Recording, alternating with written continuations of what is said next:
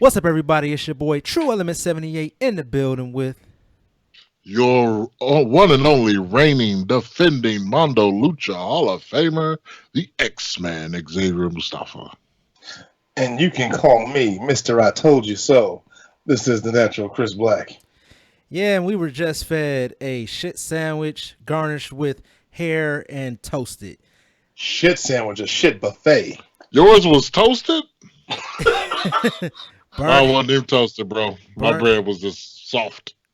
I got the medium rare shit. For those of you who don't know, you are tuned into Saturday Night Slamcasters. This is a very special edition where we are going to be reviewing Super Showdown. WWE Super Showdown or Super Shitdown, Super Diarrhea, whatever the hell you want to call It's it. the shit. It's the shit showdown. This is gonna be a shit show, baby. Yeah, the WWE Super Showdown from Saudi Arabia. And we're also going to be giving out our AEW Revolution predictions. We might get into a couple of other things that may need to be mentioned. But we're going to start by cutting the head off of this, well, cutting the edges off of this shit sandwich, maybe to make it a little bit more tolerable, which was the main event of the show. Goldberg versus the Fiend Bray Wyatt for the WWE, or for the Universal Championship. Yeah, for the Universal Championship. It doesn't matter at this point. So I know I know Xavier Mustafa has a lot to say. I'm gonna let him kick things off because he's so full of rage all the time, and I just told him what his WrestleMania consequence is gonna be, so he's even more full of rage.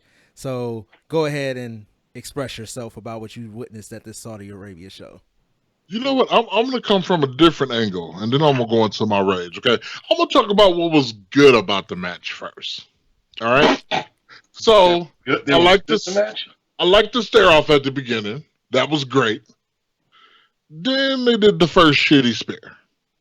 I was like, ooh, that's pretty bad. All right. So then they did, I think it was the second spear, and then dude sat up and put him in the mandible claw. I'm like, all right, that's cool. I like that. Then Goldberg fought up. Then hit him with another spear or two. And then he sat up and put him in the mandible claw again. I'm like, all right, I like this kind of back and forth. Now, granted, I had already been spoiled of what was going to happen, so I kind of knew what was going to happen. So, but I was like, all right, I like this back and forth because it reminded me of kind of like, kind of like when Brock Lesnar was destroying Cena and stuff like that, where it was kind of that back and forth, not your typical match, but it was still like, we're both unbeatable type thing. So I'm like, okay, that's cool. And then, like, did he had the mandible claw, and then he all of a sudden just picked him up in probably the worst ever jackhammer I've ever seen in my life. It wasn't even a jackhammer because it was like Bray Wyatt like went up in the air and just fell right over. Like there was no pause, there was no jack. It was just a hammer, if you will. And I was like, hold on, this is like 5-6 minutes into the match. And I was like, okay, this is some bull. You mean to tell me Seth Rollins then hit this man with a goofy hammer, a toolbox, a wrench, a referee, a commentator, a random fan, the cage, and this dude still got up. But the jackhammer, jackhammer at that, took him out. Then I want to talk about him coming out with that goofy belt. Now I understand he got the goofy belt. Okay, that's his thing or whatever. He comes to the ring with it, but then when Goldberg wins, he gets the blue belt. Where did the blue belt come from? Did they just have that just standing by just in case somebody beats the Fiend? That didn't make any sense to me. He should have got the Fiend belt. Yeah, it would look dumb, but and then they do something tomorrow night or something like that where they give him the real belt. But yeah, it could have been great, but they failed on all levels with that. Before we let the natural Chris Black take over, the best part of this match was the fan trolling Goldberg with the bro sign. Go ahead, Chris Black. Oh yeah, that was great. Okay. So where do I even start on this shit sandwich?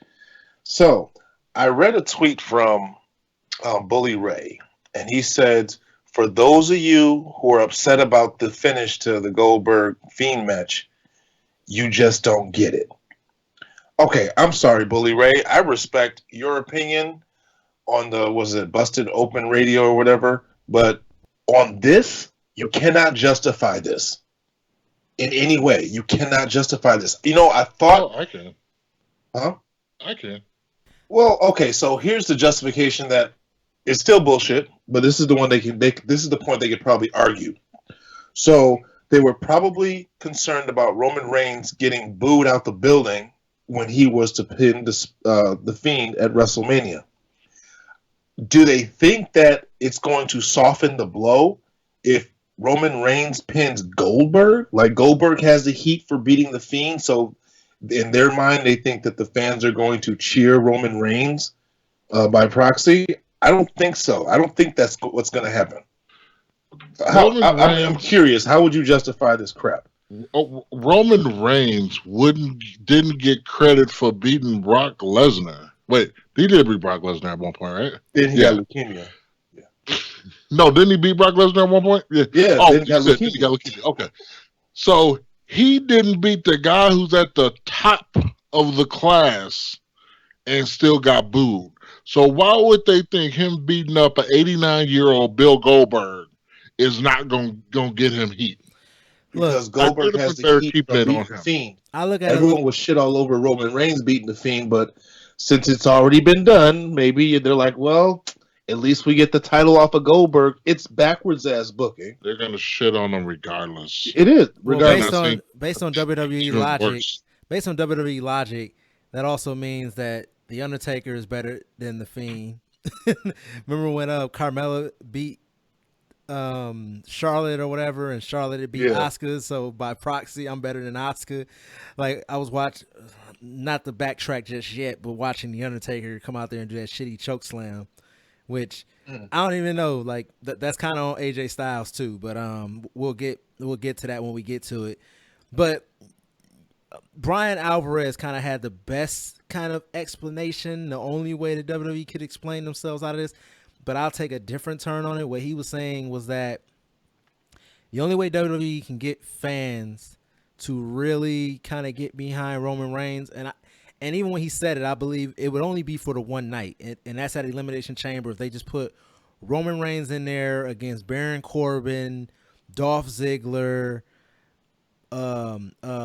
Glorious, Bobby Roode, like all these people that they just don't want to see in that picture. Like, if SmackDown happens tomorrow night or tonight, because it's going up on Friday, if Baron Corbin has an interaction with Goldberg heading into the Elimination Chamber, and the fans are so sick of Baron Corbin that they're like, oh, anybody but Baron Corbin.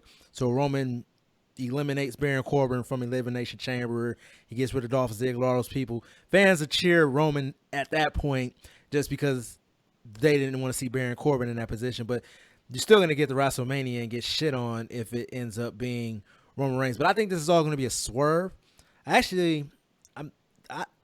kind of don't even think Goldberg's going to hold on to that belt until WrestleMania. But let's just say that he does. I think that what we wanted to see is not what we're going to get.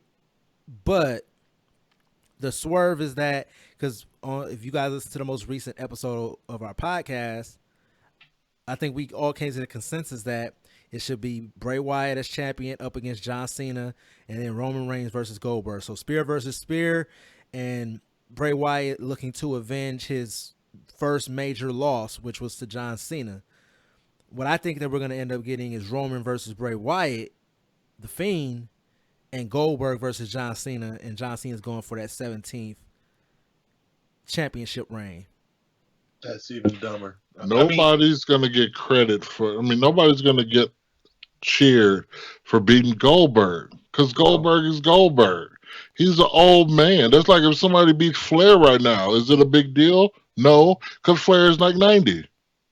Okay, the issue is John Cena, if they were so-called supposed to be building the Fiend up to be such a threat, you're going to have him build up all that juice all to be wasted on Goldberg? Like, this guy ate everything, like Mustafa said, he ate everything that Seth Rollins gave him. He ate everything that Daniel Bryan gave him. The Miz, Finn Balor, everyone who has tried has failed. You mean to tell me that Goldberg is more quote unquote kayfabe powerful than all those guys? Soon as he Fuck hit out that, here. soon as he hit that jackhammer, all I could think about was that meme where they're like, "He needs some milk." Like Man, the Fiend. that jackhammer, it looked like a botched suplex. Like, Mustafa, like you pick a guy up and Hold on. you didn't account for their weight, You mean so you kind of shifted so you don't hurt them. you mean That's what it looked like. you It looked mean like a botched you mean suplex. bot suplex like last time Goldberg was in Saudi Arabia?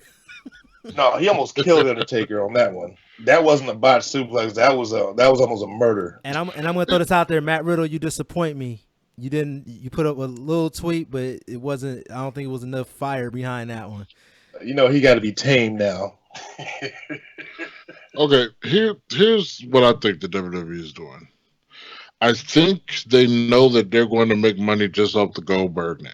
They're going to make money just off the John Cena name. So they want to give them big matches for WrestleMania, but I think they're going about it all wrong. I don't want to see, and I know we're probably going to talk about it in a little bit, but I don't want to see AJ Styles and Undertaker. Sorry. I'd rather see Sting versus The Undertaker. Just get that match out the way so everybody can blow their load and we can move on with our lives. Let me ask you a question. Who the hell is clamoring for Goldberg? Everyone wants to say it's going to bring back the casuals. Who gives a shit about Goldberg in 2020? Who? I don't. Who? Not even all the Fairweather fans don't give a shit about him. Look at it like this. You pretty much just hit the nail on the head. The casuals do still care about Goldberg as far as a name. I don't think they do. No, I think that they do. WrestleMania season brings in all the casuals. Ticket sales aren't going too well for WrestleMania. You put the belt on Goldberg, you put him in there with John Cena, two of the most recognizable names that are still active enough in wrestling, and you're hoping to move some tickets. I'm not saying I agree with it, and I don't think that this should have happened. I think it should have happened the way that we talked about in our most recent podcast. It should have been The Fiend as champion going up against John Cena. John Cena looking to win that 17th championship. The Fiend looking to avenge his first loss to John Cena. Instead of and then Roman versus Goldberg, and that could have made Roman Reigns maybe even a little bit of a bigger name. But I think that what you're gonna get are two guys who don't need their ego stroked, going one-on-one at WrestleMania in Goldberg and John Cena to try to move some ticket sales and to get casuals to come buy tickets to WrestleMania. Let me tell you something. I'm just going to throw this out there. If John Cena gets in the ring with Bill Goldberg, that will be Cena's last match, because after that, he's not going to want to return to a wrestling ring. I guarantee it. He's not going to have to. He's just doing it for a 17th championship. So you don't think it's going to be Bray Wyatt and John Cena still? No, I think it's going to be John Cena Goldberg. I know they have to do some major. They say that the ticket sales were bad before. Like, I don't see them getting better now. I don't. I do. We'll see. But now we can go to the top of the card. I'll let Chris Black lead us down the card. Since we started at the epicenter of the nuclear disaster known as Goldberg and we started at the bottom, now we're here. Like, honestly, this whole the show was pretty boring. If anything, it wasn't even that bad up until the Goldberg match. It was just boring. Like, so we started out with the Viking Raiders against the OC, Carl Anderson and Luke Gallows. And the Viking Raiders lost fairly quickly. They basically look like jobbers. I don't know what's going on. It's like I had tweeted that the OC is probably going to lose because as a tag team, they're not a threat. At least they've been building the Viking Raiders up, and then you have them beat them, which they're the only ones who really have pinfall victories. Oh, except for Seth Rollins and Buddy Murphy. They've only been pinned 3 times on the main roster. They've pretty much done to them what they did to Asuka. Asuka had one loss, and then she just started losing everything. And the way that we spoke about this before we came on, but I didn't tell you my reasoning. This made sense to me based on Saudi Arabia logic. The OC won the best tag team in the world title there or whatever. At that time, the Viking Raiders were the tag team champions. So for continuity's sake, it actually made sense for the OC to go over the Viking Raiders. Well, plus they said, plus it makes it look good that the Undertaker, just didn't take out two guys that just lost a match. You know what I'm saying? So, I guess that was the pre-show, I assume, then, because yeah, that wasn't my first match. Yeah, okay. that was pre-show. The thing is, this is going to be a common theme. The rest of the night is going to be you have I don't call the OC like older guys, but they're veterans, and it seems like the veterans pretty much, I don't want to say buried because they didn't bury the big Viking Raiders, but for the most part, the veterans pretty much buried all the younger talent tonight. The only veteran that's putting young guys over in 2020 is Rey Mysterio. Dolph Ziggler. Anyway, all right. So yeah, Viking Raiders lose in an unimpressive match. To be totally honest, OC wins only to get beat up by the Undertaker. Next match, the match that started out the actual show. I'm not even going to try to pronounce To Wake. Yeah, there we go. To Wake, mountain looking title trophy or whatever. So R-Truth started out with Bobby Lashley, and I tweeted, "Wouldn't it be great if R-Truth were to win this whole thing?" And then he goes over Bobby Lashley, which Bobby Lashley beat the hell out of him for most of the match. And then R-Truth, kind of, mounted a bit of a comeback. And then shockingly, he pins Lashley. And I'm like, oh, okay. Then they bring out Andrade. I'm like, oh, okay. And definitely R-Truth is gone after this. But then, almost right immediately, I was thinking, what if they're going to punish Andrade? And why not? Because it'd be great if R-Truth won. Andrade tried to hit him with the Judas effect, but the only thing that I can call the Judas effect. And I don't know if it was supposed to look that way, but it looked like they bumped heads, and R-Truth kind of flopped on him and got the 3 count. And I'm like, okay, R-Truth is, he's looking good. And then I tweeted, it'd be great if he won, but he's how is he going to get past AJ Styles? Next out came Eric Rowan. And Eric Rowan just basically got disqualified. I guess the gimmick now is whenever his little cage gets knocked over, he kind of loses his shit. So he attacks R-Truth with the stairs. Can I say something about that? Yeah, go ahead. He threw him against the stairs. He took him by his head and bashed his face into the stairs to only get DQ'd when he picked up the stairs and hit him with it. Well, throwing a body onto the stairs is not like throwing the stairs on a body. Okay, but when he grabbed his face... It wasn't a hammerlock DDT onto the floor, damn it. I just didn't get that. I was like, oh, now we DQ him. Okay. Did you just start watching wrestling? That's never been a disqualification, not since the 80s. You've been watching... I know, but I've never seen it where they did that and then they picked him up and hit him with it and got DQ'd. Usually, it's all or nothing.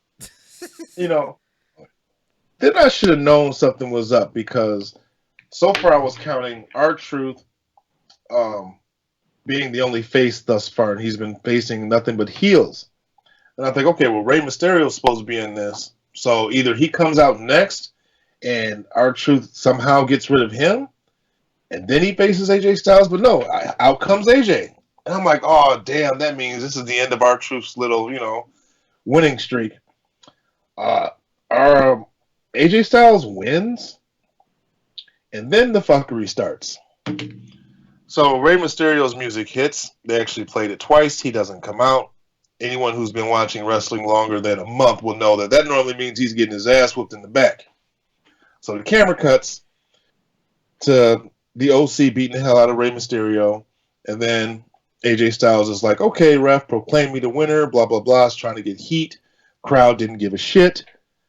And then they cut back to the camera, and you see Carl Anderson and Luke Gallows on the floor, writhing in pain. And then you see these boots of no one but the Undertaker, shows up. All you see is his boots and his long trench coat. I love that. I love that shot. That was like old school to me. I didn't because I felt like that wasn't even the Undertaker, to be honest. but That was a cool shot. That was a cool shot. I like the Undertaker reveal. Yeah, that could have easily been like I was say Drew Gulak, Drew McIntyre. Could have been Michael P.S. Hayes. Right. But I want to say something. I want to rewind a little bit. So when Rey Mysterio music is playing, AJ Styles is laughing awkwardly, hysterically. So he's like, "This is the shits." if you don't know who's next in the gauntlet, how did he knew Rey Mysterio was coming out, or was he the one to be come out? He was the last and guy. Then okay, and then how did he know that he was getting beat up at that exact time? Because they set it up, him and his boys. Come on, man. That was the whole plan. That was AJ's plan. So AJ was like, "Listen, I'm gonna win this match, right? When I win this match, wait till I start laughing. Then I need you to put the boots." You know what I'm saying? Like, it was just a little bit. He just could have been like, "Hey, where are you?" And then when they see it on the screen, start laughing and pointing. It just felt like it was too rehearsed. Maybe the guys in the truck missed their cue or something. I don't think it was a bit of a delay. I think Xavier Mustafa is just having an off day. Like, he probably told him, "Hey guys, I'm going out. Rey Mysterio's last. Let me have an easy night. We'll come back and we'll drink some beers and look at pictures of your hot Asian wife." They could have beat him. He does have a hot Asian wife. I finally seen the picture of her. And I will agree with that. The butt picture or the face picture? It was a picture of her. I don't know if she's like over a sink or something. Yeah, or... when she had her butt out. Yeah. Oh yeah. Like, whoa, okay. But I say I lost my train of thought now thinking about hot Asian wives. Talking about the hot Asian wife. Well, this is the problem with this matchup. I think they pretty much killed their WrestleMania match because when Undertaker came out, I tweeted, "Wait, is Undertaker replacing Rey? Because he seemed to be walking down more than just, hey, I'm here to confront you." It's kind of like he's in the match. And the Undertaker proceeded to give him the most lackluster choke slam. No, that wasn't the most lackluster choke slam. I can't remember who it was that he didn't get no height. I think it was Triple H. It was somebody. Yeah, I think it was Triple H when they was getting ready to go to that tag team match. He got no elevation. He basically just fell backwards. I'm gonna have to blame AJ Styles though for that blunder because he didn't go up like he should have. I wonder if he was like, last time I tried to overdo it in the ring and hurt my shoulder. Let me not miss this WrestleMania payday. And just take it regular. You know what? If you get a Saudi payday, missing a WrestleMania payday, I don't think it's too bad. Well, I want to know how much Lana got paid to fly over there for her 5 seconds on stage. Lord. I will say, putting her over, she looked amazing with her headscarf and what do they call that? Ajib. Yeah, it's something. I can't think of the name of Agopt. Well, anyway, she looked good in that. She made that look good. And I was just like, oh, that's probably why they had her go to the back because they had all them other Saudi Arabia girls or guys probably would have kidnapped her or something. No, I'm pretty sure all those guys were going nuts when they saw Bailey. I told y'all Bailey can't hide out that ass. So this is how Undertaker, I think, pretty much, or they killed the build up to this match. So the Undertaker gives him that choke slam, and then he pins AJ. Now we all know that if they have a match at WrestleMania, since he already been pinned, AJ's going to beat the Undertaker. Now that was probably going to be a foregone conclusion anyway, but had he not pinned Styles today, then it would have been up in the air who would have won at WrestleMania. Everyone still would have figured AJ Styles would win, but they never would have been 100% sure. Now I can safely say 100% AJ Styles will go over Undertaker at WrestleMania. I don't know. Undertaker ain't lost at WrestleMania. Has he lost at WrestleMania since he lost to Brock? Oh my God, bro. Roman Reigns. Oh yeah, we don't count that one though. We forget about that match. Oof. He beat the Fiend though. I mean, Bray Wyatt. Who beat the Fiend? Yeah. Oh, Bray. Oh yeah. Undertaker. Oh yeah, Bray. But Wyatt. no, I think their match is ruined now. It's ruined the mystique. He's already pinned AJ. We already know AJ is going to get his win back based on 50-50 booking. AJ's not going to get his win back. But I also don't. Pretty much what you're saying. I don't feel like that's the match we're going to get. I don't know though. I really don't. I really don't know. It's time for Undertaker to hang it up. I'd much rather see him skip WrestleMania and we go straight to Survivor Series so he can do his 30 years. Maybe since he pinned AJ, maybe they're not going to have a match at WrestleMania. Maybe it's going to be Sting. Maybe it's going to be Aleister Black. I don't know at this point. I cannot see Undertaker taking the black mask. I just can't see it. Oh, my God. He'll be Bret Hart. No. Damn. No. Don't want to throw shitty kicks like that, but Goldberg. I ain't say it was going to be a shitty kick. I said Undertaker going to take it shitty. His jaw going to fly into the front row. Because you guys are workers, and I have no idea how I would even ever sell that move. Like, nobody sells it like Buddy Murphy. I think I see how he does it safely. I think I see. It's almost like I think I see how he does it without actually killing the guys. It's all about how loose his leg is. If he's has his leg too stiff, he's gonna kick the shit out of him. But if his leg is kind of loose, he's kicking him basically with the bottom of his foot, just smack. Well, we'll see you try that at a show sometime. I mean, I don't. After watching it a few times, I wouldn't mind taking it. It looks like it's an easy bump. Yeah, you're gonna eat some of it, but it's probably easy to bump. Yeah, that. Ladies and gentlemen. That and the Judas effect I have. You ain't throwing no elbow at me. We fighting. Ladies and gentlemen, please keep a listen out for our new podcast called Secrets of Wrestling by Chris Black. Secrets of Wrestling revealed. But it's an audio podcast, so people just have to play it in their mind. That'll be the worst. You lose that WrestleMania bet, we're going to see the secrets revealed of what's underneath that beard. All right, so the gauntlet match. Thumbs up, thumbs down, thumbs in the middle. Thumbs down. R-Truth should have won. You know what? They should have had R-Truth win. The Undertaker, they could have did the same shit. They could have did a ref bump and Undertaker come out and still choke slam AJ and leave. When R-Truth beat Eric Rowan from the DQ, they could have had Rey Mysterio's music play. He don't come out. They show him getting his ass whooped. Then AJ Styles comes out. During the match between him and R-Truth, they cut back. They do the Undertaker scene. During the match, you hear the gong. Undertaker walks out. R-Truth gets a quick roll up.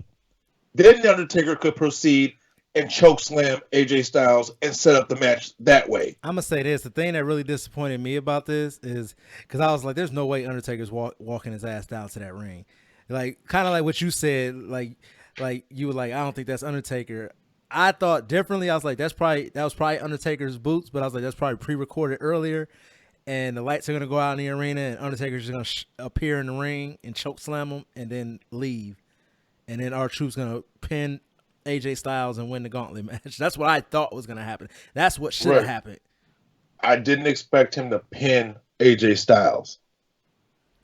And especially, he pinned him the regular way. He didn't take off his coat, kept his hat on.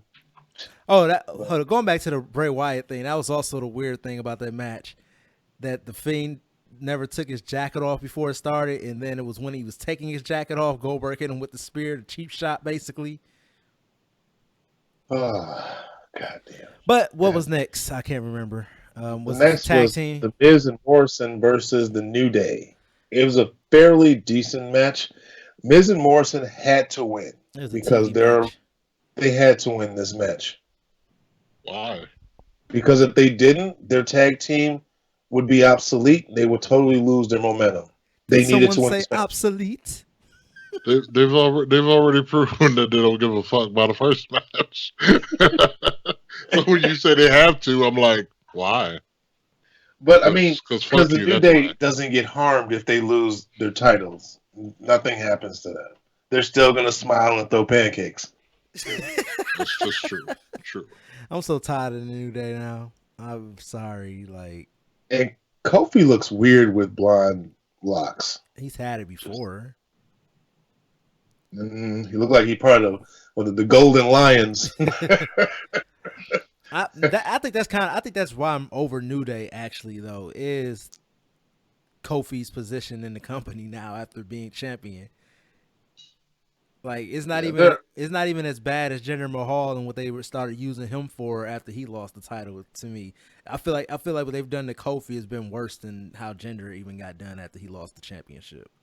But but New Day is over regardless. That's the positive about it. They're over regardless. I'm surprised people aren't annoyed with their shtick as long as it's been going on, but people still like it. I think people are gonna be over it very soon because they haven't even added anything new to the shtick. You can kind of see that Xavier Mustafa, that Xavier Woods was the creative force behind the New Day, because I think that's also why I'm kind of over it. Like, as much as we like to think probably Big E is the heart of New Day, is you kind of seeing that Xavier Woods was one of the guiding forces of it, and he's a big omission to that tag team. But all right, so next up we had the Angel Garza versus Humberto Carrillo. Fuck Humberto Carrillo. It's over. He's done. Humberto Carrillo, I think, is like 1 in 15 on the main roster. Humberto Del Rio needs to get the right opponent. I don't think he's had the right opponents that can actually take him, because he is a raw talent. He's a diamond in the rough. Well, he wasn't shit when he was in NXT. He wasn't shit in the cruiserweight division, and he ain't shit now. And he was in but he ain't shit because think of who he's been working with. Who else could they put in the ring? He worked with AJ Styles, bro. He worked with his cousin today. That's his real cousin. I think maybe if he would continue to do something with AJ Styles, I mean, they had one match. You know what I'm saying? I need to find my exact tweet that I said about this match. Hold on. Did you just say him and AJ had one match? Didn't they have like one match? No, they had four matches. Like 4. They had 4. So this is what I pinned AJ in one of them because it was a tag team match, and then they had 3 1-on-1 matches for the United States Championship, and he lost all of them. No, well, I missed that then. If AJ Styles can't get you over in 4 matches, then yeah, then I guess you are terrible. So I tweeted, Humberto has been dead on arrival since his debut on the main roster. What's the point? It's obvious they find little to no value with this guy. Either take him off TV, release him, or whatever. He's accomplished nothing except for an impressive losing streak. The man is done. He's miscast. He should be a heel. Look, no. He can't talk. He has no charisma.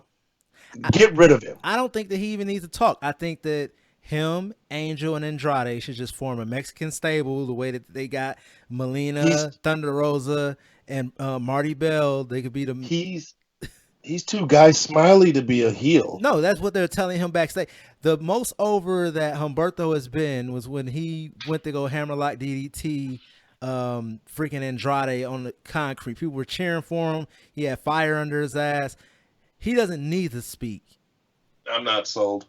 I'd much rather see him in the heel position. He's got the dimples and trying to be all smiley, like you said, smiley cute thing. But see, that's the thing. Because Angel Garza, he's got moves, but so does half of NXT. Yeah, but that's also why you can replace him with anybody. That's also literally anybody. That's also why I'm saying you just stick him in a stable. He doesn't need to be out there solo. Let him work within a stable, and they can give each other the rub. And do I'm something. I'm over. I said I'm over him. I said he's cooked, but I said I'm pretty much saying he was miscast from day one. I don't think he should have ever been a face. He should have just been working in that heel role. Yeah, he was miscast as being on the roster. Well, my 2 cents to this match is it was boring as shit. Now, I don't know if it's because the crowd wasn't into it, because the crowd really didn't seem to be into much when the matches started. I'll pop for the entrances and maybe a cool move or two, but other than that, they're just like, I'm just twiddling my thumb. We have so many things to do in Saudi Arabia, so this is just one of them. I keep wanting to call him Hector Garza. I don't know why. But Angel Garza, is it just me, or do you think he's going to replace any type of push Andrade was going to get? I feel I can see him being the new face of the Latin talent. I feel that he is not. He does not have the longevity. I think right now people are liking him, but I'm starting to see the same shit every match, and I'm starting to see nothing special about him as time goes on. I don't know if it's just because his NXT matches are better versus his main roster stuff. But even then, when he wrestled, was it Leo Rush a couple shows ago? Like I don't think that match was nowhere near the one they had beforehand where he won the title. I think they might have pulled the trigger on him too soon, and I think he may be getting exposed. I think they pulled him up because of the whole Andrade being suspended, though. Mm-hmm. But they might have popped that cherry too quick, and he may be being exposed. But we'll see what happens these next couple of weeks. Well, next match, we had the Street Profits taking on the Raw Tag Team Champions Seth Rollins and Disciple Murphy. Kudos to WWE. Now, hold on. The funniest thing that Montez Ford said was that he beat him so bad, he beat the first name off of him. I think he said that on Monday night? I might have misquoted that a bit. Let me just take the time out to say, now, I've called Montez Ford all type of lames. Now, I was thinking the other day, the reason why he acts so lame and corny is because if he came out with swag and trying to be cool, people would swear up and down he was trying to be The Rock. So I can see why he's not going that route. However, that corny shit's going to kill him because he's a talent. He is a talent.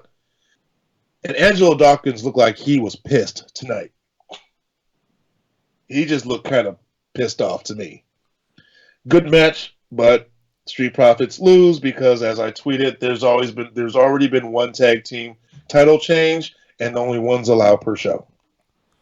I didn't like it. Let me. I just have one quick thing to say. I got to give WWE kudos for finally allowing the Street Profits to have a good match. This might have been the best match of the show. It was. And Mansoor, but it was. Well, Mansoor hit the Xavier Mustafa moonsault with the knees to the ribs. That's a dirty move. Hold on. First off, I won't address that comment, but just give me a moment. I got video proof, so you can't. Okay. All right. Well, you know what? All right. First, let me address the match we're talking about first. The match was great, the tag match, but you know what I didn't like about the match? Seth Rollins. I think I'm over Seth Rollins. I think the crowd is starting to be over Seth Rollins because Seth Rollins, I'm starting to think he's not a good heel. I'm liking him in this role because he's really has the dick part of his personality is getting a chance to shine. I mean, he does remind me of like one of these cult leaders, like the man bun, all of it, the how he shakes hands and bows. He's really into the character. No, when he came out with that leather jacket with the gloves on Monday, yes, yes, like this guy is out here living the gimmick. But apparently the rumor, Jim Jones, the rumor and the report is that him and Becky are going away for like 2 or 3 months once WrestleMania is over. After Mania. So you'll have time to recover from the Seth Rollins overexposure, I guess you could say, after WrestleMania. Let me address this moonsault situation. See, let me tell you what the point of the moonsault is. The point of the moonsault is to jump up in the air and make your body fall on somebody else. Now, it don't specify what part of the body. So whether it's your knees, your chest, or whatever. All right. I like what it's devastating either way. I like what they said on Wrestle Talk. It was like, yeah, Mansoor really shook up his ribs and his dick. That moonsault. Well, to be fair, let's get into that match. So Mansoor takes on Dolph Ziggler, and I tweeted, "Wrestling Mansoor in Saudi Arabia is like wrestling the promoter's son." You had it right, Saudi America. he ain't get the pop like I felt he should have got. He, Being the he was hometown. kind of getting booed. He was kind of Yeah, getting booed. he didn't get as big as pop as I thought. Yeah, people were And he But- was kind of dry. Like, I need you to get some energy, bro. You in front of your whole. Let me Yeah. tell you something. He was It looks missing like some of for that the- fire. He was missing definitely some fire. If I'm in the WWE and the WWE came to Milwaukee and I'm wrestling on the match, you best believe I'm finna be.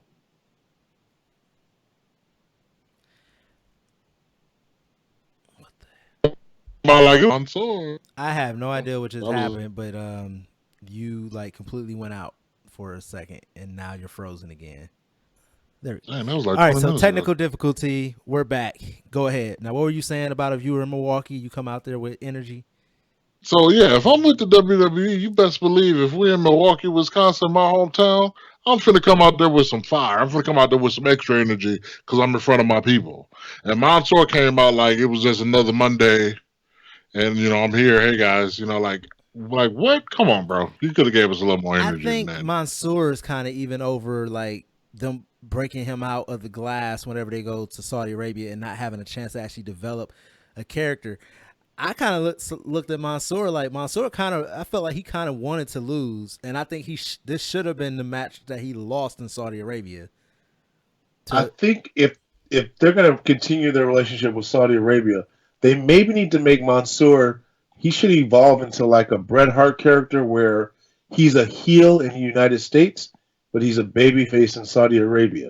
But he had to really reach down and get that heel edge and charisma about himself in order for that to work. But let's also Well, go. first- I also just want to go back to before this match even began, when Dolph Ziggler was making his entrance. We had that glitch happen again, which I believe is Ali. I would have actually liked to have seen maybe Mansoor win this match and then Ali run in and start beating Mansoor up like this should be me or whatever, or I should be getting this adoration or whatever. Like I think that would have been cool. I was kind of waiting for that, maybe to see Ali come in Where and was he at? beat up Mansoor. Ali's been missing in action. So what I want to wrap up and say about Mansoor is I think he's a good talent. I just think he needs to get with the right people. I think they need to push him, like you guys are saying, outside of just these Saudi Arabia shows, so that he's somebody when he gets to the Saudi Arabia shows. I didn't see a Mansoor sign out there except the ones that WWE printed and said Mansoor section. And I'm like, are you kidding me? Like for real? Right. But And he's proven that he Yeah. can talk when he did the pre-show for NXT. yes, I mean, even if they want to do something like that, I think that would be great because he was giving Justin Roberts the business. Well, no, not Justin Roberts. Just saying. Sam Roberts. Sam Roberts the business out there on that pre-show. That was great. Next match, you had the Beast, Brock Lesnar, taking on Ricochet for the WWE Heavyweight Championship. I don't think Can Brock we- Lesnar likes Ricochet at all. Can we really say what that? Well, he wasn't taking on Ricochet. He was raping that poor boy. Yeah, he really did take on everything that Paul Heyman said. Get victimized. He got Dude, victimized. Ricochet, flawless victory. Ricochet got zero offense. It made He me- tried a drop kick and it got swatted away. And This- then it was Suplex City. And then he took a really good F5. This Like a match- really good F5. This match actually made me appreciate the loss that Kofi Kingston took to Brock Lesnar for his WWE Championship, because it was merciful. Speaking of Kofi, let me just point out all black folks lost tonight. Yeah. Because Black Lives don't matter in Saudi Arabia. Well, Ain't no Black History Month over there. hey, Mansoor won. Yeah, that's one person of color. Okay, wait a minute. I know we talked about this already, but did you notice that they had usually when WWE comes to town, they get some usually indie wrestlers to play extra talent. Those are the guys that'll be the security guards or the security or paramedic, stuff like that. So I always pay attention, like when they had the Goldberg people that be escorting them out or whatever. There was a black guy there. Where he come from? It was actually funny. He's part of the ring crew. No, it was actually kind of funny. I was actually looking that up earlier because I was like, you know what? Maybe I'll go to Super Showdown next year. I might go to Saudi Arabia for Super Showdown next year for a Sure. vacation. Normal people even allowed to go in, or is that like a citizen type of thing? You got to get a special visa in order to enter Saudi Arabia. But I was actually looking up. Basically, I'm just saying I was looking up. I found like a bunch of black expats that moved to Saudi Arabia. There was only like one guy, but it was a whole bunch of black women, and we know, not necessarily say that they were over there for what a lot of women are known for going to Saudi Arabia for, but you know. So any thoughts on this whole Brock Ricochet? Did this match even need to take place? Did Brock really have to? Well, maybe they requested that Brock show up, but was this match even necessary? Because everyone knows he's facing Drew McIntyre at Mania. They did a promo with Ricochet beforehand where he says, "So everyone asks, why me? Or why not me? What the fuck you mean, why not you? Because it's Brock fucking Lesnar, that's why. That's why you ain't gonna win." Like I said, this made me appreciate the mercy of the almighty Brock Lesnar that he took on Kofi Kingston. And RIP to Ricochet. And I kind of think Ricochet is in the same spot that Humberto Carrillo is in. And Ricochet could be WWE's AJ Styles. What AJ Styles was for TNA, Ricochet could be for WWE. But they got to get their heads out of their fucking ass because... Okay, I got it. I've got the perfect gimmick for these guys. Ricochet, Humberto, they can start the new Job Squad. Job Squad. You know what I'm saying? And they can bring in the modern day Maharaja to be their leader. Hold on, wait a minute. Damn it. Don't do gender. When Jinder comes back, do they even put the Bollywood boys back with him? Dude, okay, I'm gonna make a statement. I would have rather had him beat the Fiend than goddamn Goldberg. Who, the Bollywood boys or Jinder Mahal? Jinder Mahal. So don't ever say I never said nothing nice about that dude. Yeah, but you ain't mean it. Our truth should have been the first one to beat the Fiend. Dude, honestly, if they want to do it first, they could have built the Fiend up until, I don't know, next year Survivor Series, let's say, or hell, next year WrestleMania. You know what? Who'd been the perfect baby face to beat him? Underdog, Johnny Gargano. Now, I would have much rather seen a face Ciampa go up against the Fiend and show no fear. Oh, that would have been a brutal match, but Ciampa don't want to fuck with the main roster. Yeah, I know. But but you know what? You send the Fiend down to NXT. We'll get Keith Lee versus the Fiend. Doesn't even matter at this point. It's a wrap on him, so don't give a shit about the Fiend no more. And I heard somebody say, well, they could rehab the Fiend. I'm like, Nope. You can't rehab the Fiend once you've beat him.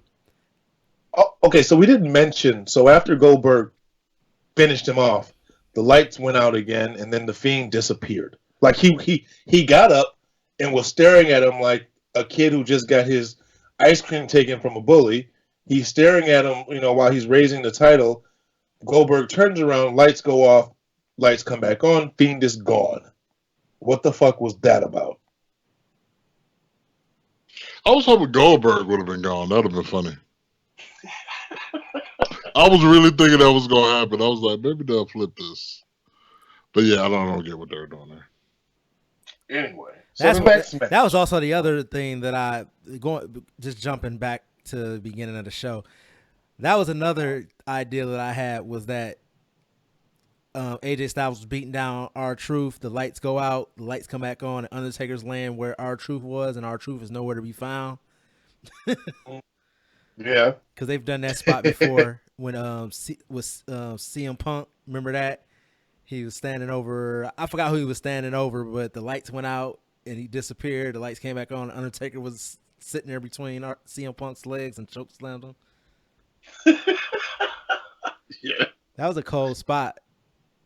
Right. So hold on. I just want to bring up one more thing. So I'm trying to remember. Jesus Christ. How I was saying that they talking about you can rehab the Fiend after this loss. I was trying to remember who was the first person to beat the Undertaker, and it was Ultimate Warrior, but I don't know what his record was before that happened. I can't remember. But I just feel like they shouldn't even have put the title on the thing. Nope. I know we talked about that like when it happened, like this is the worst, and this is why it's the worst because I didn't care you about got to the. finagle it off of them, and the way they did it was kind of shitty. They The forced thing it. is, And they don't do long title reigns anymore. So you knew it was going to come off of them pretty quickly. So there let was me no point. let me point out the shade that Corey Graves put out there when I don't know if you heard that when he was referring to Goldberg was like, "Oh yeah, we don't need a part-time champ. You gonna be there tomorrow?" Something Oh like that. yeah, He said. I yeah. was just He's like like, being a champ isn't a part-time job. I can guarantee he'll be in Boston tomorrow night. I'm like, now Brock Lesnar come and punch you in the face. What you gonna do? He punch him in the face and take Carmella home with him. Corey Graves be talking a lot of shit, man. And now that I think about it, well, no, you guys will probably agree with this because I don't think Xavier Mustafa was a fan. How I just brought up that the Ultimate Warrior was the first person to beat the Undertaker. When you say Goldberg is the modern day Ultimate Warrior,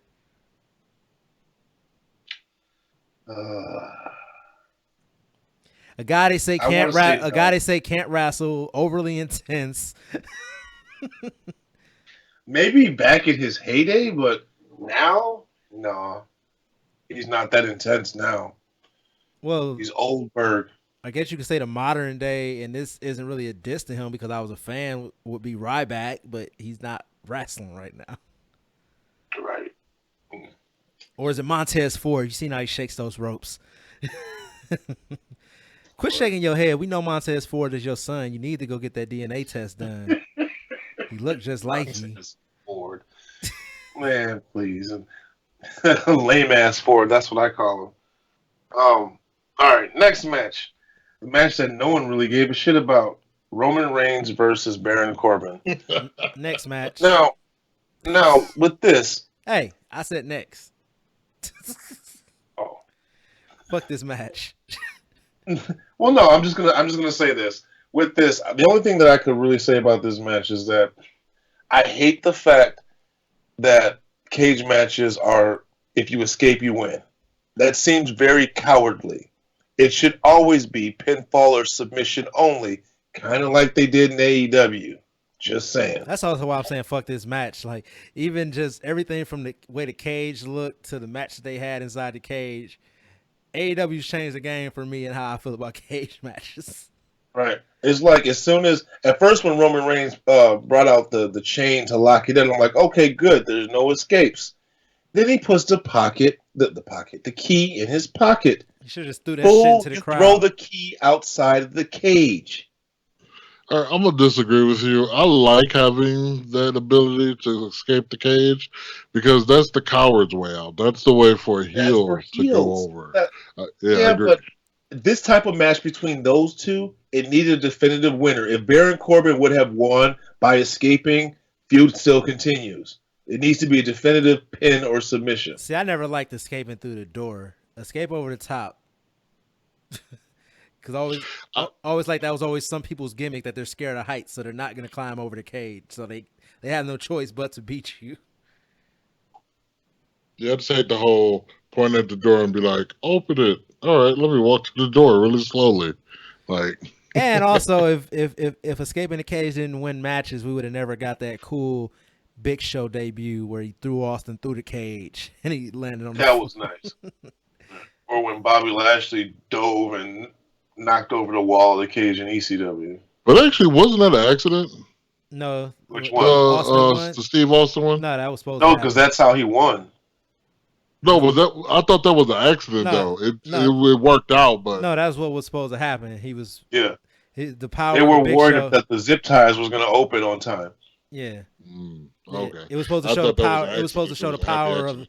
It was supposed to show the power of the Big Show, but also how dumb he was, and that got Austin to WrestleMania. So yeah. But yeah, I mean, we all knew Roman Reigns was winning this match. I mean, again, this is Roman Reigns no point. Undefeated in cage matches now. Hold up, no, actually, never mind. I'm sorry. He lost the match that he speared Brock Lesnar through the cage. This match was another one that was just totally unnecessary. I'm shocked they didn't do that. Like, if this wasn't the end of this feud, they should have just done the same spot they did with Brock Lesnar and Roman, where he just speared Baron Corbin through the cage. Just Lord.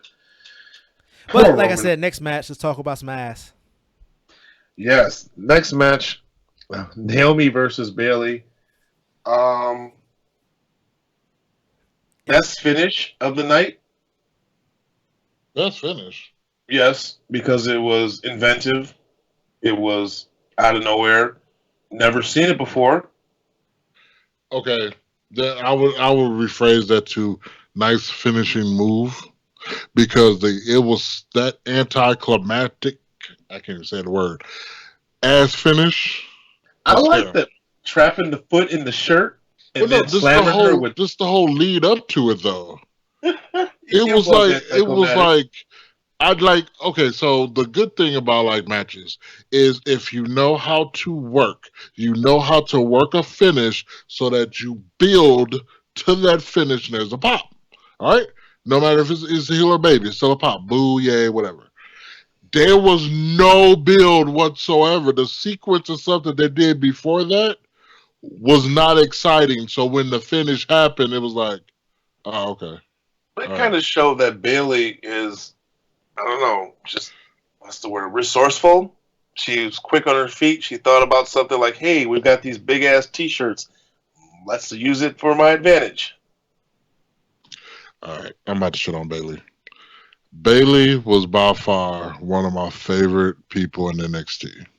When she first came to the main roster, she was one of my favorite women on the main roster. These past couple of years have made me absolutely hate Bayley, and not even like a heel hate, like, oh, I want to see her lose. Like, I don't even want to see her on my TV. She is so bland and fucking boring with that stupid black hair that makes her look dumb. It's like she's lost all charisma. It's like she's lost the it factor she used to have, and I don't give a fuck. Like, when she comes out the wrestler, literally, I had to watch it because of this podcast, but I wanted to fast forward it so bad because I just can't stand. And I like Naomi, but I can't stand Bayley.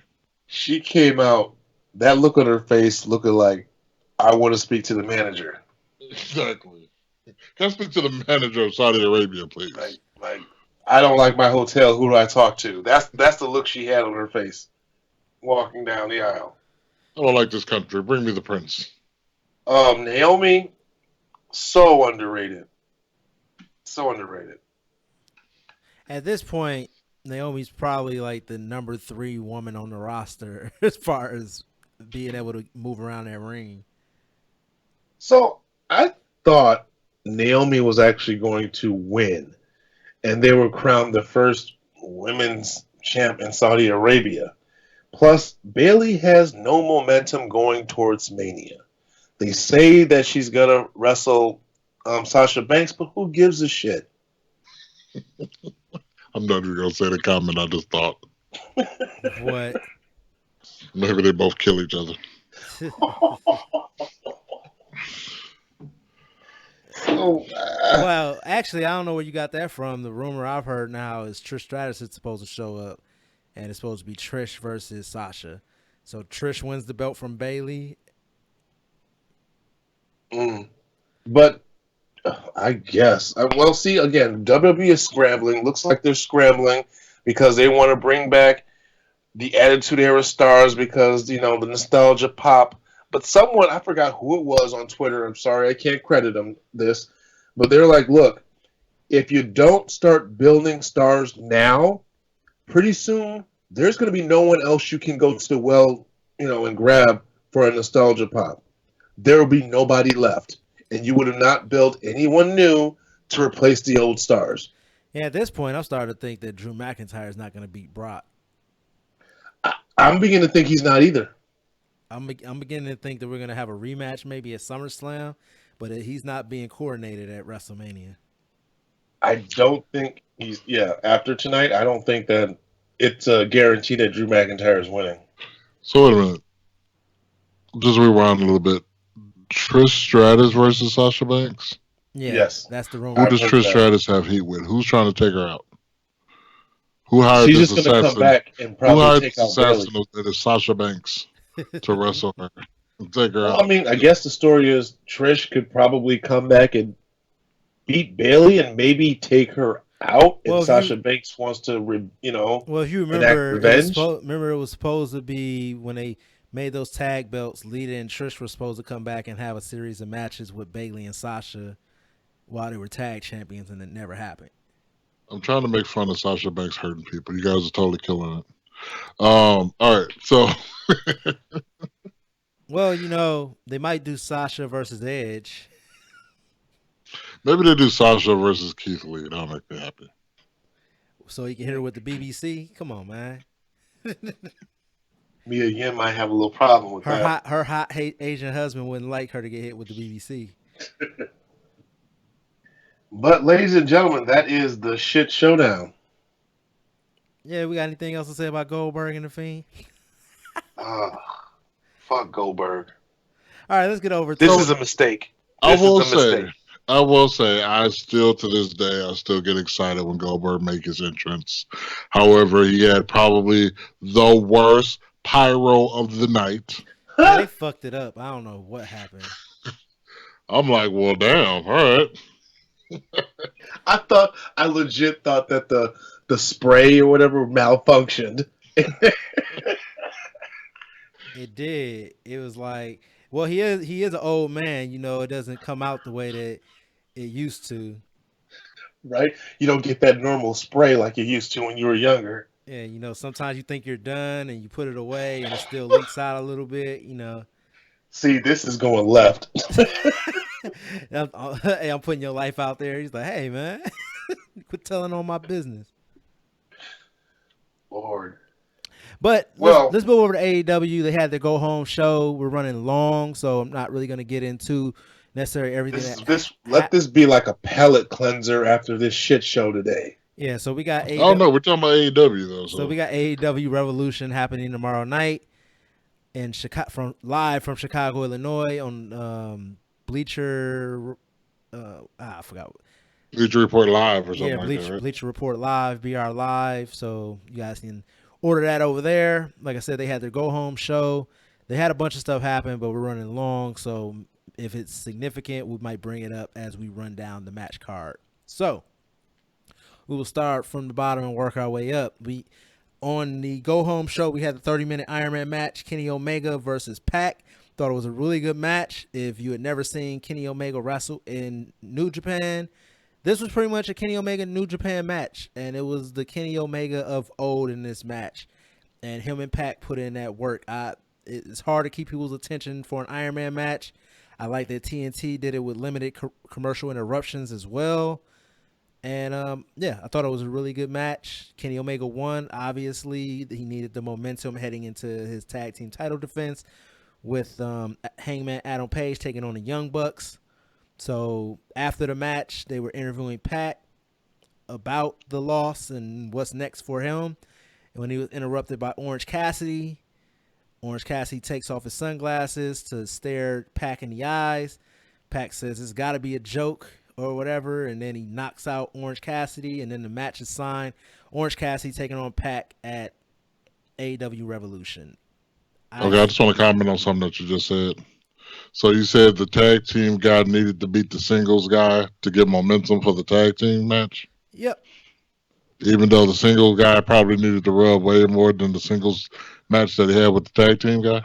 They got to keep Kenny Omega strong. Wins and losses matter in AEW, man. Yeah. Okay. This was a very odd place to put that match. Because, you got Omega and Page, with the tag team program. This match came out of left field with Omega and Pac. Well, this was the rubber match, and they... Yeah, but it's just an odd placement. Why have that match now? Now, don't get me wrong. I'm going to add that to the match of the year contenders because it was a really good match.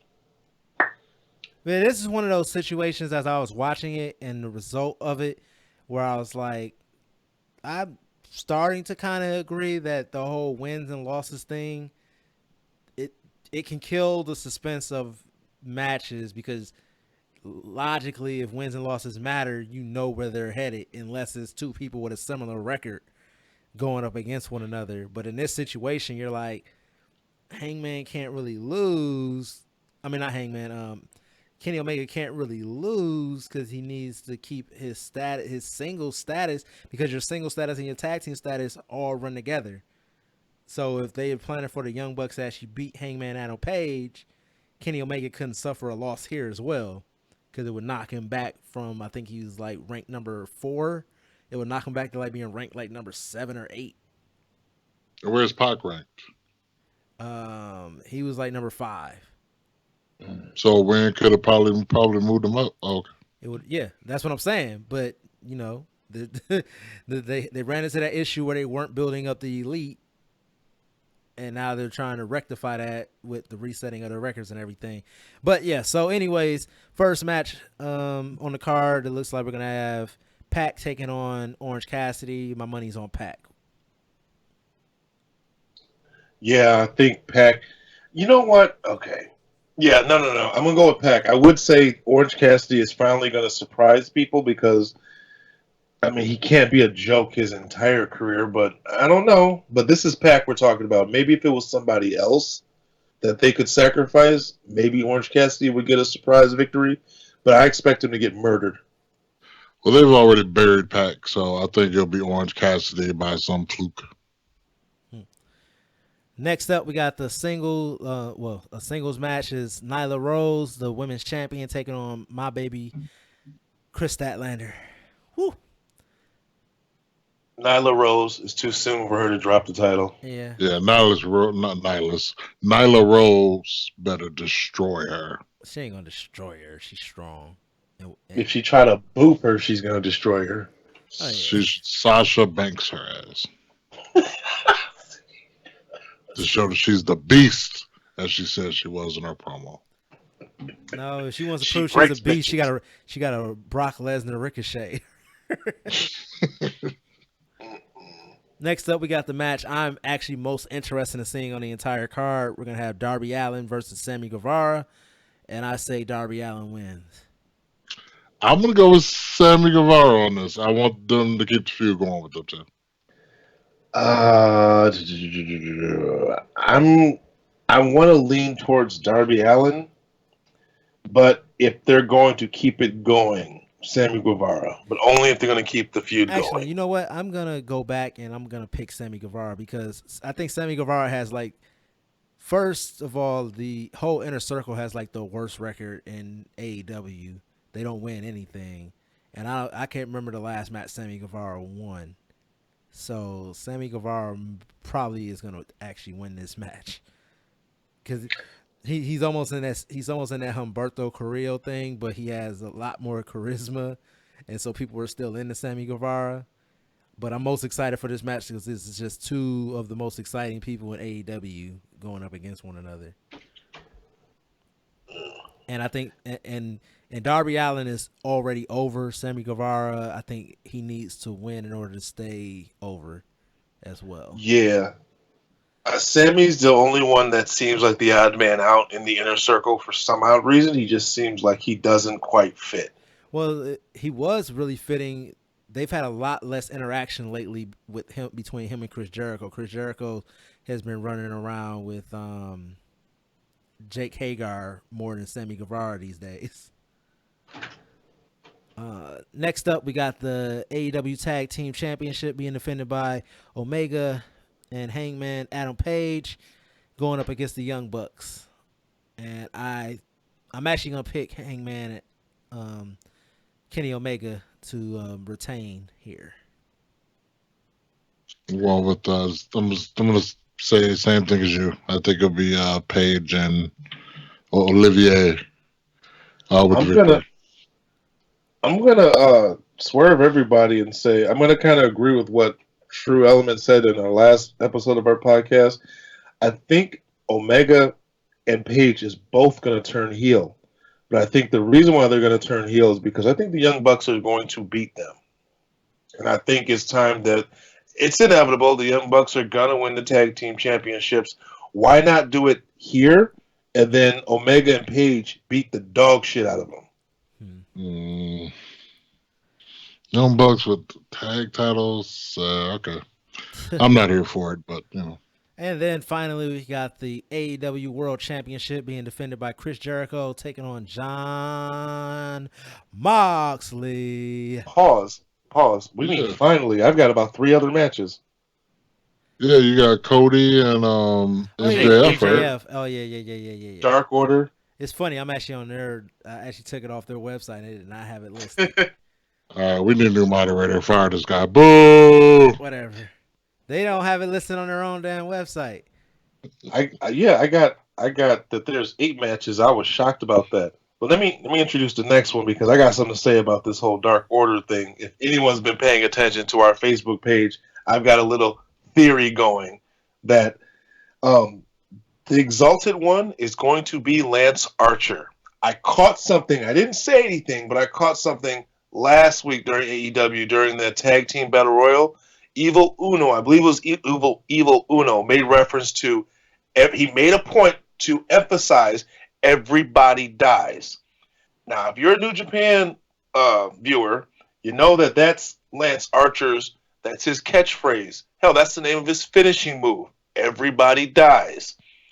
So I think that was their clue that they threw out, and only someone that knows that shit is going to catch it. I think that everything else is red herrings. I think Christopher Daniels is a red herring. I think Raven's a red herring. I think Matt Hardy is a red herring. Lance Archer would be great because he already got kind of a demonic type gimmick going anyway, where he like spits blood and shit. So the Exalted One, I could see him. Plus, he's a big dude. So, but do you really bring in a talent like that to go with them?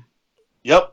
Did you see I know I brought it up on the last episode about the series of videos that Matt Hardy's been releasing. He did Dear Mr. RKO, which was an anagram for Dark Order that he released this week. Oh, Dear Mr. RKO. So we got. I swear I think it's a red herring. I'm not gonna deny that. I think it's a red herring. I don't think Matt Hardy. Guarantee. I don't think it's Matt Hardy. You think Matt Hardy's gonna take that position in NXT? They claim he's been offered. Yeah, I don't think Matt Hardy's gonna leave guarantee money like that. He's at the end of his career. He wants job security. He's got a family, wife, kids. I think he has enough money. Yeah, I don't think he's going to be traveling with AEW either. He can move them all down to Florida, and him and King Maxwell and whoever that other kid is, that nobody knows his name, can live happily ever after. Well, I guess South Carolina or North Carolina, where they're from, is not that far. The Hardy compound isn't that far from Florida. So I don't know. He's already out there on the road. I have the Dark Order going over SCU.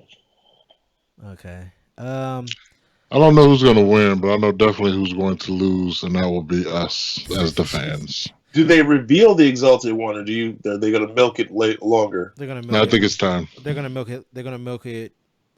It's going to happen on TV. I don't think it's going to happen on the pay-per-view. If it happens tomorrow night, it's definitely Lance Archer. If they're going to milk it, it probably might not be him. I think they're going to milk it. They're going to milk it until Matt Hardy's contract is up, which is March 1st. It'll make sense to do it on the pay-per-view, but we're talking about AEW, so they'll probably do it on TV. I would do it on TV. I'm beginning to think, Mustafa, you don't care much for AEW. Yeah. What was that? They're the Keith Lee of professional wrestling in his eyes. But you will be forced to bask in their glory tomorrow night. That sounds so inappropriate when you say that. I didn't say bask in never mind. Dustin Rhodes taking on Jake Hagar, and I'm picking Jake Hagar. He has to go over to remain legitimate. Yeah, he better not wrestle no damn polo either. I hope he wrestles in slacks and a polo. Now, see, if this was WWE booking, they put Dustin Rhodes over, but I think Hagar the Horrible, remember that comic? I think he's going to win. Plus, he needs a win. He needs a win. And Dustin Rhodes, it's not going to hurt him to lose. Yeah, It will, however, hurt Jake Hagar because he's supposed to be the muscle. Yeah, I'm going with Jake Hagar on this. We the people. Next up, we got Cody versus MJF. Oh, MJF has to go over. MJF for the win, baby. MJF has to go over. You know, I might have to take the coward's way out and say I honestly cannot call this. Nope. You know, it could go either way. Like, MJF, after everything that Cody's been through, he deserves this win. MJF has to screw him over. Cody's gotten past everything MJF has put in his way, so he's basically already screwed MJF over. So MJF needs a win here. Yeah, but MJF has been treated with like the Brock Lesnar schedule because he wrestles never. He's wrestled maybe 2 times on television. But that's also the reason he has to win here. To keep him special, he has to win here. Yeah, but does Cody eat another loss? He can't challenge for the AEW World Title. It doesn't. His wins and losses don't matter at all. I would say he can afford to lose. His wins and losses matter zilch. Okay. And it doesn't have to be clean. I'm not disagreeing with you guys that MJF probably deserves to go over. But where does Cody go from here if he loses? It continues. The feud continues. So he gets his comeuppance win. All out? All out. Double or nothing? I mean, double or nothing? Yeah, all out. Him and MJF do a gimmick match. Okay. Oh, all right. I'm going with MJF. Because all out is in May. No, that's Double or Nothing. Is the Vegas one. Yeah, that's All Out is the fall. Okay, well, I meant Double or Nothing then. Yeah, Double or not All Out. Double or Nothing. And they might carry it over to All Out, and that might be what they do the gimmick match. But I think you can get 3 matches out of this. Better yet, well, it's a pretty good theme. Double or Nothing. Like if MJF wins this match, Cody is just like, well, it's Double or Nothing now. I could actually see Cody having a career match against MJF. And going over? I don't even know if Cody would go over. Because I don't think Cody's ready to retire. I don't know about that because he's achieved what he set out to do. He proved that he could be the main event star. He's won the 10 pounds of gold. He's won the real world's title, which is also why I think that he was like he had no problem eliminating himself from ever winning the AEW championship. The last title that he ever held would have been the NWA championship that his father held. I think he still got it. I'm not saying he doesn't have a passion for wrestling, but I think that if he wants to do his job now in this executive role to the highest quality, I could see him stepping out of the ring. And it's wrestling. Career matches really don't mean anything. At the end of the day, it'd just be him taking a break. But I could see that being a possibility of them having a career match, and then MJF could hold that over his head, and that could be a Double or Nothing. But like I beat you at Revolution, I beat you at All Out, and or Double or however the events go. So I don't know. But I could actually see that. I've kind of been feeling like that with Cody, like with all the high risk things that he's doing. And like I said, or like you just said, where does Cody go from here? He can't ever challenge for the AEW title. So there's only a limited amount of things that he can do. Even if they make a secondary title, what would it matter if Cody is the biggest star for him to hold the secondary title? To get it over, to legitimize it. I don't think that you would need him to do it though. And why would you do that if he's your biggest star? Why would your biggest star hold a secondary title? How does that make your world title? How does that make your top title, your heavyweight title look? I don't know. I get what you're saying, but I think he'd be more valuable helping to get that title over. And like, plus he can't. To me, that would have been the same as in Legacy Pro if Xavier Mustafa won the Next Generation Championship, and Neil Dillinger was the world champion. It wouldn't do anything for Neil as far as holding that title. So. All right, so now we can get to the main event. Well, I don't think Xavier Mustafa gave his pick. Who did you pick? Oh, MJF. Okay, MJF. All right, and Maxwell Jacob Friedman. Or what did JR call him? Matthew Jacob Friedman. JR, no, I can't lie. JR was on point for that 30-minute Iron Man match on Monday. Oh, no, I say Monday, Wednesday. Him and Tony Schiavone did a great job calling that. You know what? They need to get rid of Excalibur. I said that. That guy's trash. Yeah, and go to a 3-man booth, but add Taz as the third person because they have great chemistry. They each pick up where the other person leaves off. They damn near finish each other's sentences. Get Excalibur off of there. Have him do, I don't know, live commentary with no microphone to the fans in the arena. You don't play. Oh, you treat him like your little brother or sister when you used to be playing a video game. You give him a controller, but you don't plug it in. Yep. Yep. Yeah, I said that on our last episode that he is just a fan. He knows the people in the ring, but he uses the wrong terminology for a televised program. Look, I called it. You knew this dude was a mark as soon as he showed up with a damn mask on and he's supposed to be a commentator. Well, he said he used to wrestle and he doesn't want to put himself whatever. Well, and you are who exactly?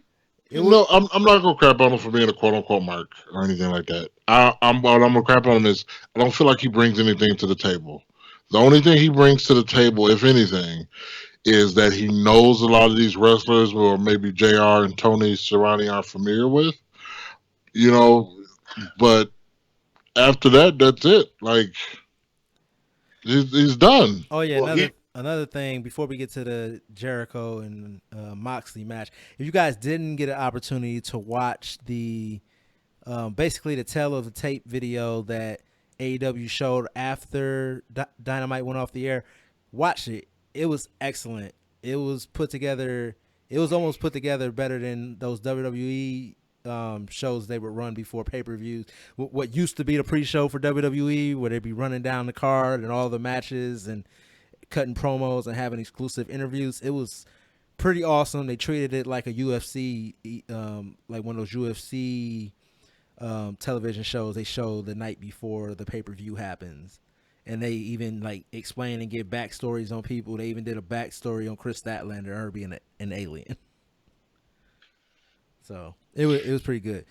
So Jon Moxley, Chris Jericho. I think Jericho goes over. Jericho definitely goes over. Yep, Jericho, Moxley. It's not time. I really don't like. It's we asked for long-term booking, but I think that this has been too long in the tooth that I don't feel that even has momentum anymore. Like I said, the match I'm most excited for is a match that was only made like 3 weeks ago, which was Darby Allin and Sammy Guevara. I'm more concerned with if Jericho were to lose, like what happens to him? I mean, no doubt he can probably come up with some shit, but I mean, his whole aura is, Le Champion. Like, I don't understand what else he could do right now. I can't think of anything else, should I say. Oh, what, are you going to get a rematch? Who wants to see that? I already think that this match isn't going to be that good. I really don't know because they both say they were limited in WWE, and I thought their matches in WWE were shit. But they were also wrestling over a potted plant. So Yeah, but Moxley's got that weird style, and Jericho is not the Jericho of old. He might be still great as far as promos and charisma, but in the ring, he's not the same Jericho. when you saw how deathly afraid he was to actually get on that scale, they did everything to stop from putting the weight out there for Chris Jericho Wednesday. But yeah, Jericho for the win. I think that the inner circle is going to come out looking strong. They have to. They might, get their comeuppance at Double or Nothing. But I think this is the show where they show their strength. And like I said to you guys off air, AEW's pretty much been on a roll in 2020. So I really don't know. Like, It's only February. hey, still, WWE was on a roll with Raw. In the past 2 weeks, we've gotten trash. Raw was great for the first 5 weeks of 2020. There hasn't been a bad AEW show. And what you guys think of Michael or Gary Michael Capetta coming out there doing the weigh-ins, them dusting them off, and Chris Jericho taking shots at WCW? I don't think weigh-ins are interesting in pro wrestling. You know what? I think there's a new contract signing. Except instead of flipping over a table, you got to flip over a scale. Yeah. Well, that'll be something different because everyone does the boring contract signings. Yeah. But like I said, Chris Jericho refused to let them take his weight. They was like, scale don't go high enough. But anyways, that was your Saudi Arabia Super Showdown review and your predictions for AEW Revolution. There's one more thing that I just want to say, and this doesn't have to do with the AEW show or the main roster WWE show. I just want to mention something from NXT. I felt like Rhea Ripley was the real heel on NXT this week. She just let Charlotte Flair break Bianca Belair's ankle. Like, she came out, she did a full entrance while Charlotte was in there just beating the hell out of Bianca Belair. That's because they must got some AEW producer or something over there now. Like, take your sweet time. We're gonna play your music. No, Here's man. the skateboard. No, man. Oh, no. No, man. You can't hate on Darby Allin and then not mention that. That's the only reason I'm bringing it up. So, you know what? WrestleMania, unless they make some changes, is shaping up to be the shits. I'm sorry, but don't nobody want to see no triple threat with Rhea Ripley, Charlotte, and possibly Bianca Belair. That's not the match that people are going to want to see. We all said we'd much rather see Bianca Belair versus Charlotte one-on-one. Rhea Ripley, she's just been outshined. I don't know. WrestleMania is going to be the shits. It's going to be just like we didn't want Charlotte to be in a match with Becky and Ronda Rousey, but that's what we got. Exactly. Enough with the triple threats. All right. Well, we didn't do this at the beginning of the show, but I know that Legacy Pro has a show coming up on the 6th. So go ahead and do your church announcements here at the end of the show. Yeah, so Legacy Pro Wrestling is doing the show on the 6th. You guys should come. You guys should be there. Let me jump in because Mustafa probably going to talk shit. So, I am still not clear. I will be clear on March 17th. That is what we are. That is what we are anticipating. What's the part of the eye? The retina. So, I still got some fairly decent amount of blood still pooled around my retina. My doctor wants to make sure that there's no damage, although he can pretty much rule out surgery at this point. I think he's just being overly cautious, to be totally honest with you. But I'm going to stick with his recommendations. So and hopefully I'll be cleared on the 17th. So ladies, let that be a lesson to you. If you get sand in your vagina, you will be out of commission for about 2 months. 6 weeks. But We did at the Legacy Pro offices get the letter from the doctor about the glandular vaginitis that Chris Rex has, as well as the bleeding in his rectum. But when he get those things Wait a healed up, minute. he'll be back in action. Retina. Oh, retina, was that the R word they use? But anyway, Legacy Pro Wrestling will be They returning wrote rectum. to the Root River Center on the 6th. And you can get your tickets at legacyprowi.com or facebook.com/legacyprowi. Get them while they last. Hope to see you guys there. Yeah, when the vagina is out of commission, other holes are used, and then you might have pooling in that other hole. So go ahead and give out your social medias as well. You can catch me at Xavier Mustafa on Facebook and on the Twitter. Catch me at The Natural Chris Black on Facebook and Instagram, and _natural_CB on Twitter. And you can catch me over on FetLife. No, you can catch me over on Twitter at Slamcaster TE78. And you can find us wherever you get your podcast from on all platforms. Just search Saturday Night Slamcasters. And you can also find us on all your social media. Just search Slamcasters or #Slamcasters. We'll be coming back to you guys. We'll probably be doing an AEW Revolution review for you guys as well. That'll more than likely be dropping for you guys on Sunday evening. So be on the lookout for that.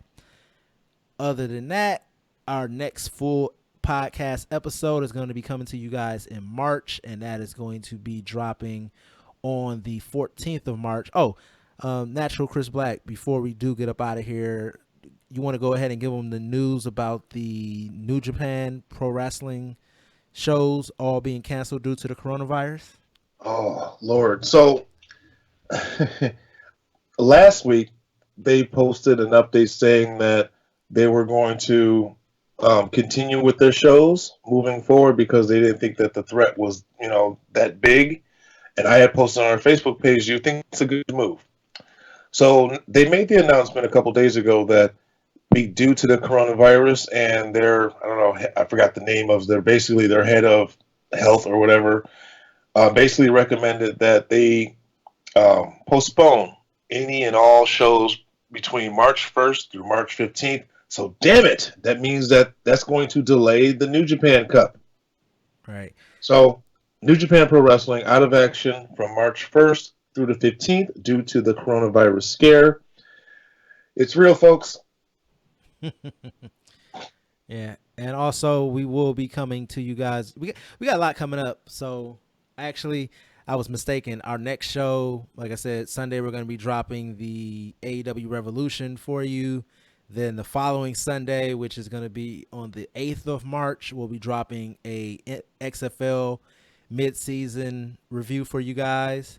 And then on the 14th, we're going to be dropping our regularly scheduled podcast. And I actually think that same March 8th, I think that's also Elimination Chamber. So yeah. Just follow us on social media to find out what the scheduling is going to be. We're going to be coming with a lot of YouTube content, but our podcast episode is definitely going to be going out to you guys on March 14th. Other than that, holla at your boys. We up out of here. Peace. Come get slammed.